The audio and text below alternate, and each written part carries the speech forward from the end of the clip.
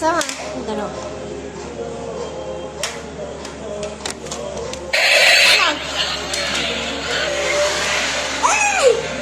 বেশি দূর নিয়ে দেবো না, চালাও চালাও। এইটাই এবার সামনে দিয়ে আপ দাও।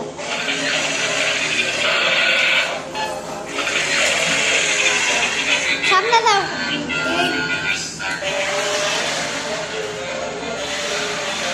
দাঁড়াও দাঁড়াও 1 সেকেন্ড। এই যে রিমোট,